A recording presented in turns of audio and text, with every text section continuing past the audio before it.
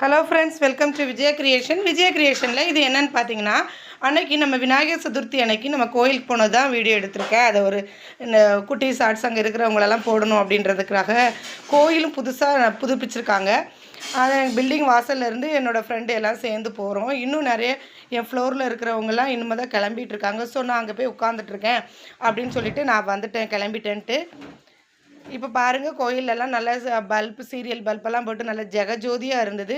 இது புதுசாக இப்போ கொஞ்சம் நல்லா ஹைட் பண்ணிவிட்டு செப்பரேட் பண்ணி நல்லா சூப்பராக கொஞ்சம் அழகாக கட்டியிருக்காங்க முன்னாடியை விட. நல்ல பிளேஸ் நிறைய ஜாஸ்தி இருந்த மாதிரி அழகாக இருந்தது. இப்போ நாங்கள் உள்ளே போயிட்டுருக்கோம். நல்ல பெரிய பெரிய கேட்டு ஃபுல்லாக ஓப்பன் பண்ணி வச்சுருக்காங்க.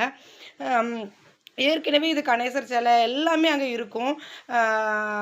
இது வந்து புதுசாக இப்போ நம்ம கணேசர் சிலை வச்சு அதை கும்பிட்றதுக்காக அதை எடுத்துகிட்ருப்பாங்க. இது நான் ஃபஸ்ட்டு மகாலட்சுமி அத்தையோட தங்கச்சி அன்னைக்கு நல்லா பேசிகிட்டு இருந்தாங்க. அவங்க அன்றைக்கி விநாயகர் சதுர்த்தி அன்றைக்கி கோயிலில் இருந்தாங்க.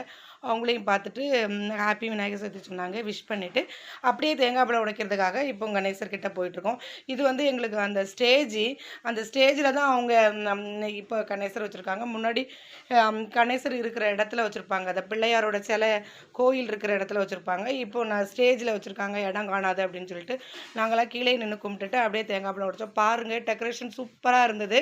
அப்படியே மங்களகரமான ஒரு கோல்டன் கலரும் ஒயிட்டும் அந்த கிளிட்டர் லைட்டும் கிடந்து மிக்ஸ் பண்ணி இருந்தது. இதெல்லாம் பக்கத்தில் ஃப்ளோரில் இருக்கிறவங்க இது எல்லோரும் அங்கே தேங்காய் பழம் உடைச்சிட்டு வெயிட்டிங்கில் சாமி கும்பிட்றதுக்கு நின்றுக்கிட்டு இருந்தாங்க. நான் அந்த டைமில் போயிருந்தேன்.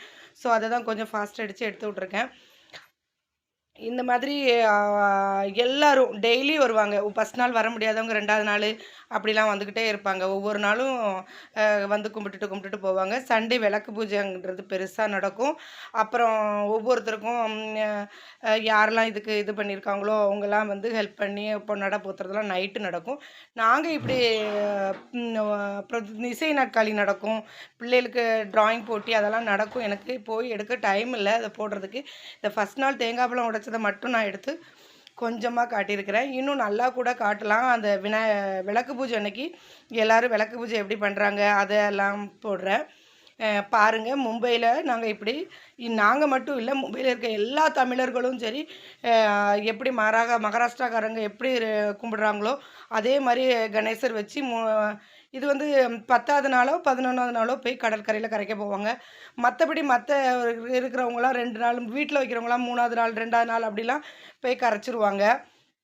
அங்கே இருக்கிறதெல்லாம் பார்த்துட்டு எல்லாருக்கூடயும் நல்லா கலகலன்னு பேசி ஃபோட்டோலாம் எடுத்துகிட்டு அப்படியே நாங்கள் வீட்டுக்கு வந்துட்டோம். ஹாப்பி விநாயகர் சதுர்த்தி. இங்கே எல்லாம் 11 நாள் 13 நாள் விநாயகர் சதுர்த்தி தான். தேங்க்யூ.